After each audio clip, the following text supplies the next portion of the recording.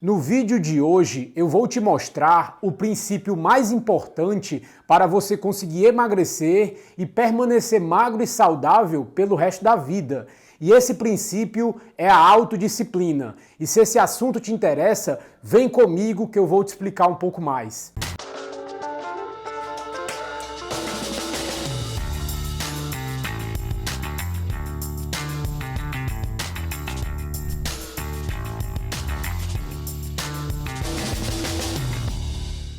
Oi, tudo bem? Se você não me conhece ainda, eu me chamo Bruno Shoa, eu sou nutricionista e também um especialista em ciência nutricional. A ciência aplicada para a sua saúde, emagrecimento e boa forma.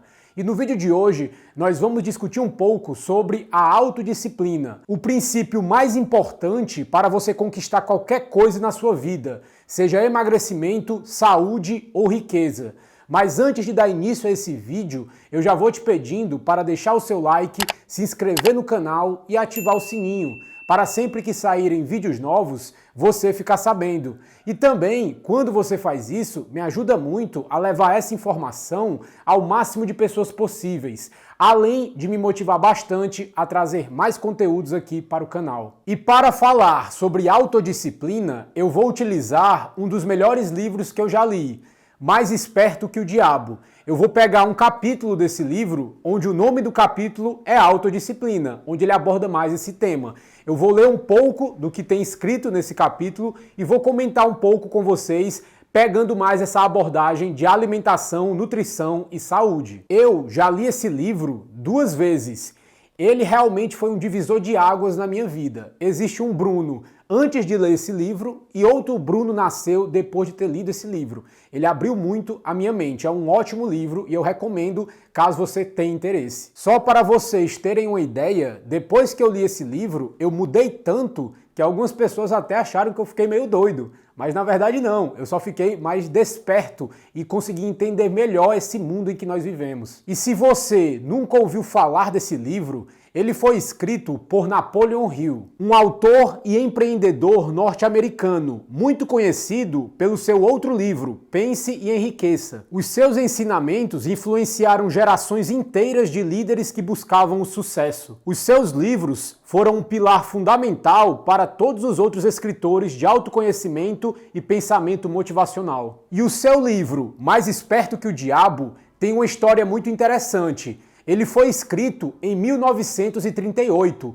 porém ele ficou escondido por cerca de 70 anos e só foi publicado no ano de 2011, muito recente. E o seu livro ficou escondido por tanto tempo porque ele era muito polêmico para a época. No livro, ele faz uma entrevista com o próprio diabo, conseguindo extrair do diabo todas as suas artimanhas para conseguir dominar a mente e o coração das pessoas. Eu já ouvi falar, e nesse ponto eu não sei o grau de veracidade dessa informação, que a própria mulher do Napoleon Hill, autor do livro, ameaçou se separar dele caso ele publicasse essa obra. E eu resolvi trazer aqui esse capítulo do livro sobre a autodisciplina porque eu emprestei o livro para uma namorada de um amigo meu ler, e aí eu peguei o livro de volta ontem.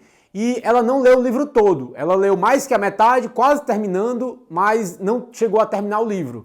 E no caso eu peguei o livro de volta porque o livro não é nem meu, é do meu irmão. E aí eu tinha emprestado o livro do meu irmão nem leu esse livro ainda, ele estava querendo ler agora. E aí, no caso, eu peguei de volta. E quando eu peguei esse livro ontem, eu vi a parte que ela parou de ler, né? E ela parou exatamente no começo do capítulo da autodisciplina. E aí eu li esse capítulo, né? Porque o livro é muito interessante realmente. Então eu dei uma passada em algumas folhas lá, li esse capítulo, que não é muito grande, e nesse capítulo em específico ele fala exatamente sobre a alimentação e a comida. Então me deu um insight depois que eu li isso e quis trazer isso aqui para vocês. Mas lembrando que esse livro não é sobre alimentação. Essa conversa que ele tem com o diabo traz mais uma ideia de como o diabo influencia as pessoas para elas não terem sucesso na vida e uma perspectiva muito inovadora sobre como lidar com os problemas da nossa vida. Capítulo 10. Autodisciplina. Napoleon Hill pergunta: que tipo de preparação uma pessoa deve se submeter antes de ser capaz de avançar com definição de propósito. Essa definição de propósito é o que você almeja alcançar. Seja emagrecimento, seja saúde, seja riqueza, seja ser feliz. É onde você almeja chegar. É o seu propósito, é o seu objetivo final, é o que você busca conseguir. Se você não tem definição de propósito, se você não sabe claramente na sua mente onde você quer chegar, o que você busca, provavelmente você não vai chegar em canto nenhum. Como aquela velha frase afirma, para quem não sabe para onde quer ir, qualquer caminho serve. E o diabo responde, a pessoa deve ter domínio sobre si mesma. Este é o segundo dos 7 princípios. A pessoa que não domina a si mesma jamais poderá ser líder de outras. A falta de autodomínio é por si só a forma mais destrutível de indefinição. Aqui ele traz o ponto que se você não conseguir se controlar, se dominar, dominar os seus desejos, dominar os seus impulsos, você não vai conseguir atingir os seus objetivos. Você não vai ter definição de propósito. Você vai ter uma indefinição de propósito. E o Napoleão Hill pergunta, por onde uma pessoa deve começar quando ela quer iniciar um controle sobre si mesma? E o diabo responde, dominando os 3 apetites responsáveis pela maior parte da falta de autodisciplina das pessoas. Os 3 apetites são o desejo por comida, o desejo pela expressão do sexo e o desejo de expressar opiniões imprecisas. Aqui nesse vídeo nós vamos focar no desejo por comida, porque nesse caso é o ponto que nos interessa. E o Napoleão Hill continua perguntando, o homem possui outros apetites que ele necessita controlar? E o diabo responde, sim, muitos outros, mas esses 3 são os que devem ser controlados primeiro. Quando um homem torna-se mestre desses 3 desejos, ele desenvolveu autodisciplina o suficiente para conquistar todos aqueles desejos de menor importância. Então, ele cita aqui que o desejo por comida, o desejo pela expressão do sexo e o desejo de expressar opiniões imprecisas são os 3 mais fortes e mais difíceis de serem controlados. Se você consegue dominar esses 3 desejos, todos os outros vão ser fichinha. Fichinha, no caso, é uma expressão para muito fácil, moleza, vai ser tranquilo. No próximo trecho, o Napoleão Hill faz uma afirmação, mas esses desejos são naturais. Eles devem ser satisfeitos se a pessoa está saudável e feliz. E o diabo responde, tenho certeza de que eles são desejos naturais, mas eles também são perigosos, porque as pessoas que não possuem autodomínio possuem uma tendência a se alienarem nesses desejos, tornando-os vícios.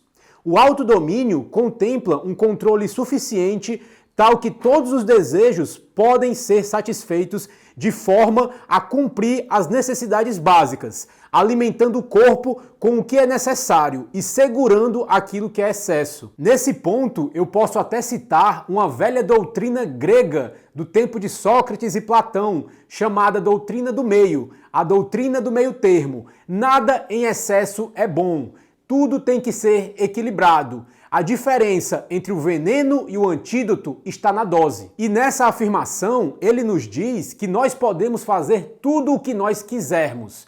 Porém, nós temos que controlar as nossas ações e os nossos desejos. Nós não podemos ser controlados por eles. Por exemplo, uma pessoa que gosta de comer pizza. Eu, por exemplo, gosto muito de comer pizza. E eu posso comer pizza. Você também, não tem nenhum problema com isso. O problema é quando você começa a comer pizza todo dia, com muita frequência na sua vida. Isso pode acabar desregulando seu metabolismo e, tecnicamente, você vai ter um vício. Como você está utilizando em excesso, isso vai se transformar em um vício e vai te causar problemas. E eu estou utilizando a pizza aqui como um exemplo, mas serve para qualquer tipo de alimento não tão saudável que você come com muita frequência.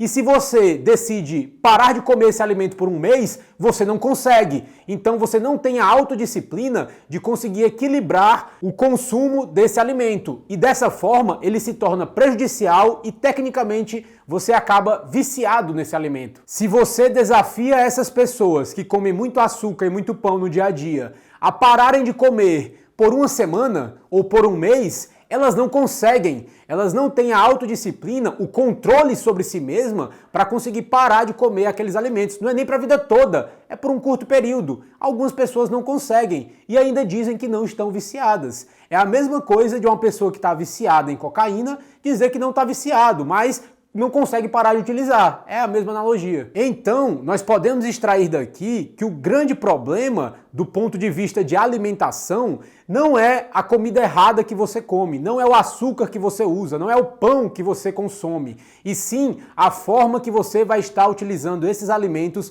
no seu dia a dia. Se for em excesso, vai te causar problemas e vai te gerar vícios. Se for utilizado de forma moderada, provavelmente isso não vai afetar a sua saúde ao longo do tempo. Existem alguns alimentos que são mais saudáveis e o ideal seria que você comesse desses alimentos em maior quantidade, na maior parte do seu tempo, e existem alguns alimentos que não são tão saudáveis, mas você vai poder consumi-los se for nas exceções, de vez em quando, um final de semana, um aniversário, um casamento, de forma esporádica e controlada. O ponto crucial aqui é a ideia de nós satisfazermos as nossas necessidades básicas, sem excesso. Você está com vontade de comer uma pizza? Tudo bem, coma a pizza. Mas não é por isso que você vai comer uma pizza todo dia, ou 2 vezes no dia, ou com muita frequência. Porque aí você não está matando sua necessidade básica. Você está exagerando e já vai virar um extremo. Vai ser um excesso que você vai estar utilizando na sua vida. E se você está gostando do vídeo até aqui, considere deixar o seu like. Porque quando você faz isso, você avisa para o algoritmo do YouTube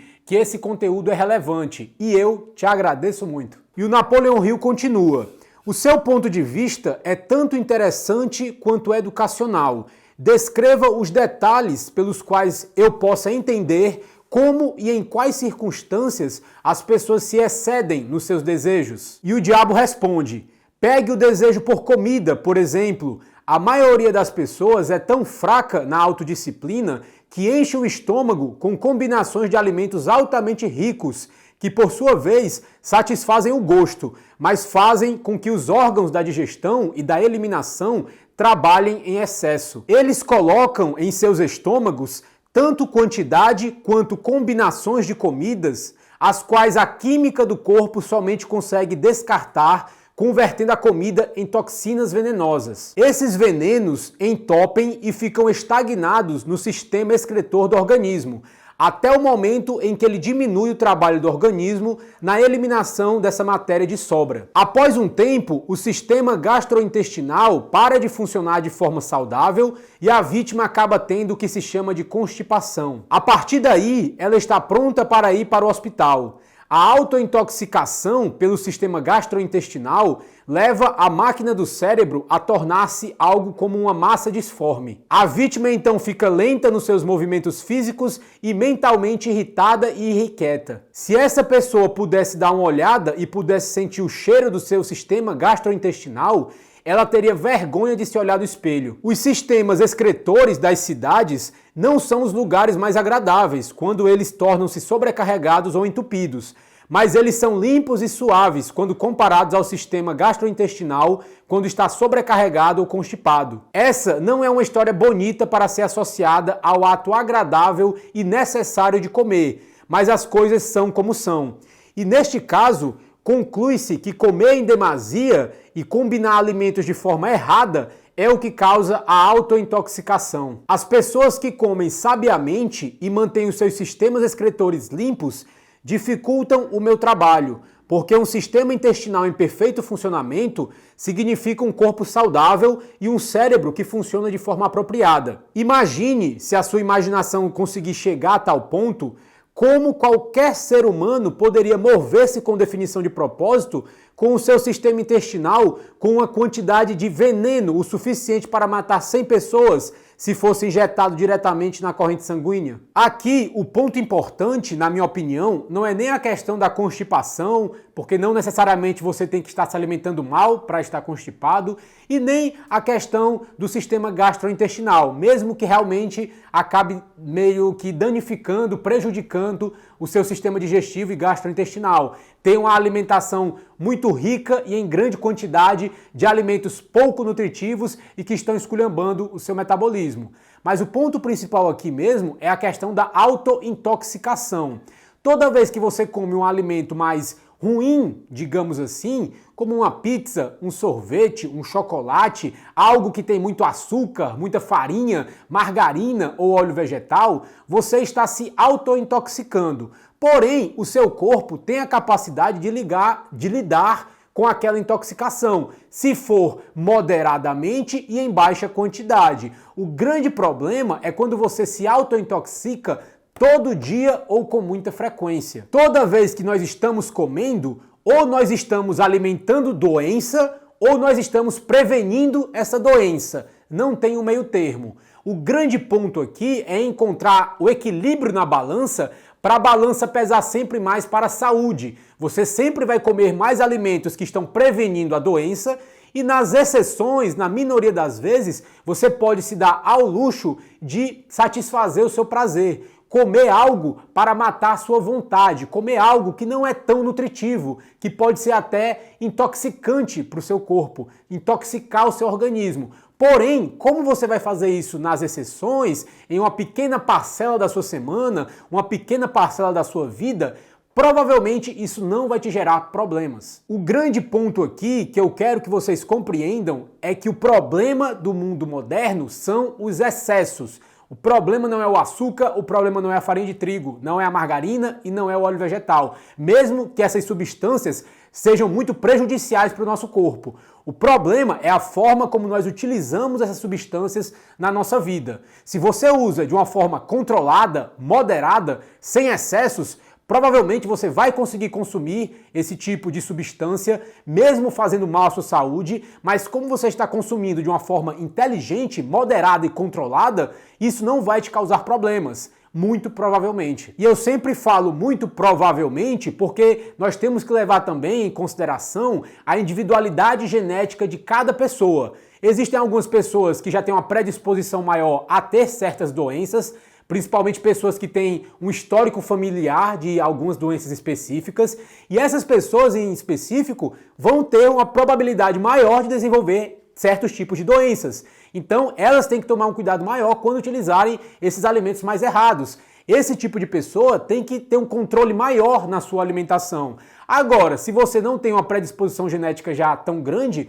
para desenvolvimento de certas doenças, você já pode se dar a liberdade de comer mais errado com mais frequência, mas sempre tendo em mente que isso pode te ocasionar problemas no futuro se utilizado de forma exagerada, em excesso. Eu, por exemplo, não tenho um histórico familiar de doenças graves. Então, dessa forma, teoricamente, eu poderia comer bem mais livre do que a maioria das pessoas que têm um histórico familiar já de diabetes tipo 2, de pressão alta, doença cardíaca e outros problemas. Mas mesmo assim eu me controlo. Não é porque eu não tenho esse histórico familiar de doença que essas doenças não podem se instalar no meu corpo. É totalmente possível, porque tudo depende do estilo de vida que nós levamos e principalmente a comida que você coloca para dentro do seu corpo. Alimento é uma coisa que você começa a utilizar desde que você nasce, pegando o leite da sua mãe até a hora da sua morte. Você vai estar se alimentando. Todo dia você vai se alimentar. Todo dia ou quase todo dia, né?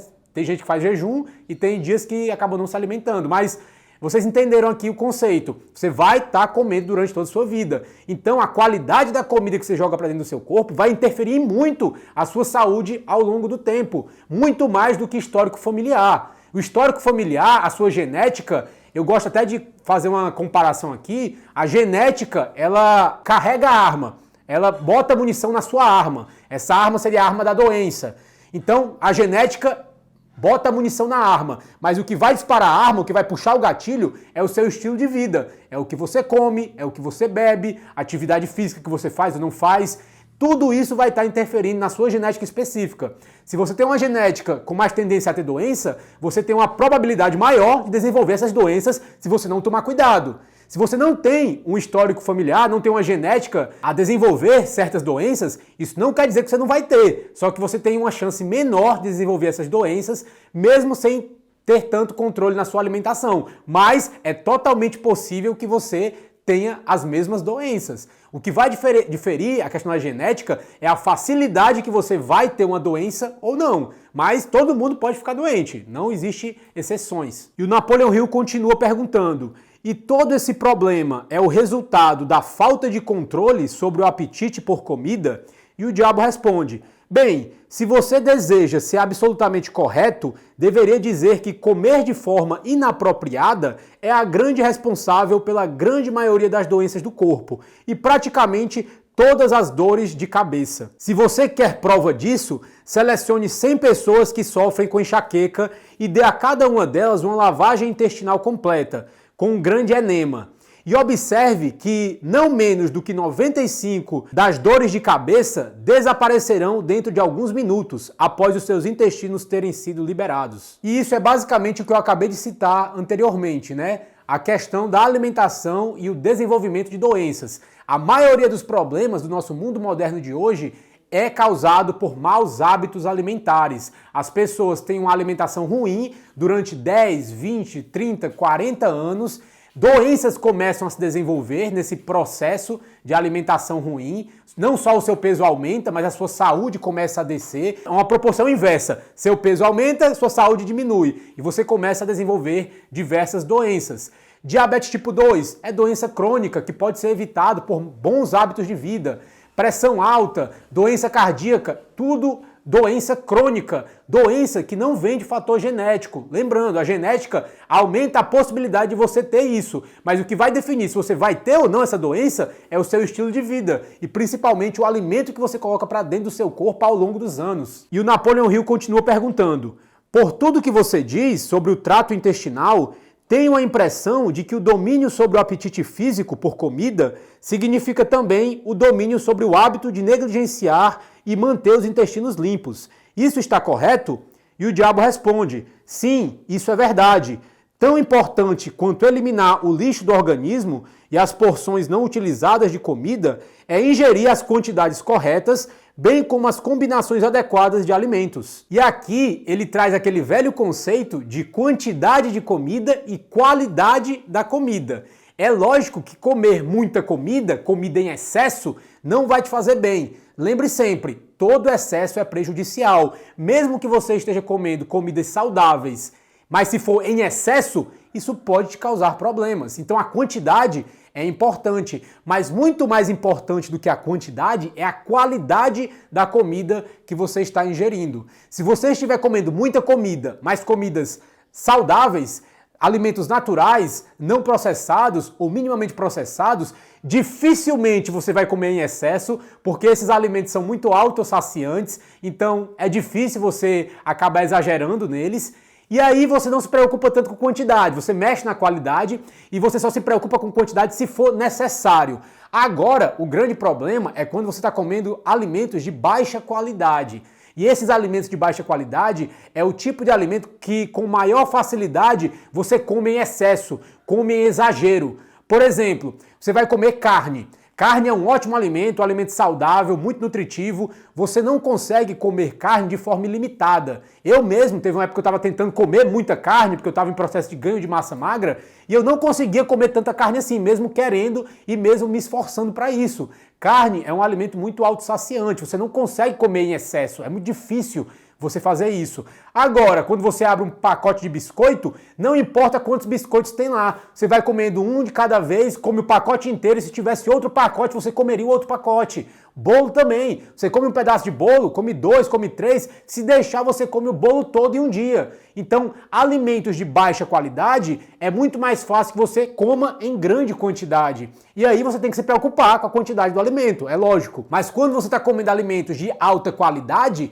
é difícil você aumentar muito o consumo deles. A quantidade fica equilibrada por si própria. E aí você não se preocupa tanto com a quantidade em si do alimento. Em alguns casos específicos, você precisa se preocupar com a quantidade de alimento mesmo natural. Mas em 90% dos casos, 9 em cada 10 pessoas não precisa se preocupar com isso. Basta seguir os sistemas de fome e saciedade, que nós sempre seguimos durante toda a nossa evolução humana, comer os alimentos certos, os alimentos de qualidade na maior parte do tempo, e aí a sua fome e saciedade vai estar equilibrada, você vai comer o que deveria estar comendo para manter o seu peso e a sua saúde. Mas resumindo esse capítulo sobre a autodisciplina e trazendo o contexto da alimentação, ter autodisciplina não é você deixar de fazer o que você gosta, não é você deixar de comer o que você quer, e sim você conseguir controlar as suas vontades e os seus desejos para dessa forma ter um futuro melhor e mais saudável. Para você conseguir ter autodisciplina, conseguir controlar os seus desejos e as suas vontades,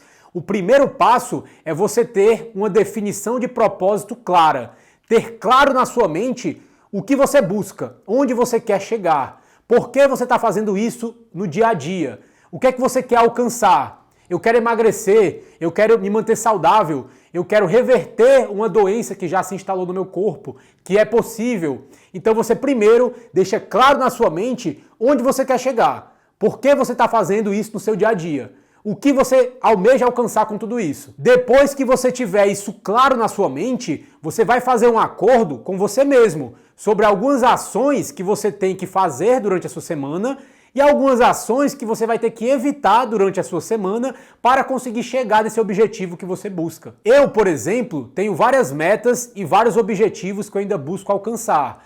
Um desses objetivos é envelhecer com saúde e com um corpo forte. E para conseguir alcançar esse objetivo, eu tenho que fazer um acordo comigo mesmo. E esse acordo seria treinar pelo menos 4 vezes na semana e me alimentar bem, no mínimo, de segunda a sexta. E no sábado e no domingo, eu tiro esses dias mais livres para comer algo que eu esteja com vontade. Uma pizza, um doce, ou seja lá o que for.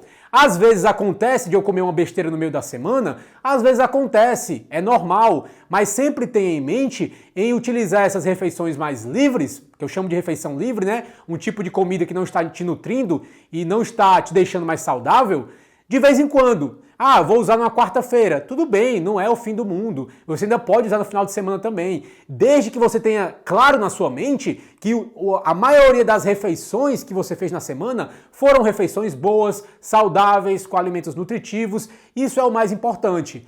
O que você faz nas exceções não é o que te define. Você é o que você faz na maior parte do seu tempo. A semana tem 7 dias. Se eu treinar em 4, apenas 3 dias eu estava descansando. Então eu treinei na maior parte do meu tempo. É isso que vai fazer a maior diferença. Às vezes eu treino 5, 6 vezes na semana, mas o mínimo seria 4 vezes para manter uma rotina de exercício eficaz. Tem épocas que eu como mais errado, por exemplo, no carnaval. Eu não sou uma pessoa que sai por aí curtindo 4 dias de carnaval, não. Mas 2 dias eu saí com os amigos meus, bebi umas bebidas alcoólicas, outros 2 dias eu comi umas besteiras, comi pizza, comi hambúrguer, comi algumas besteiras por aí.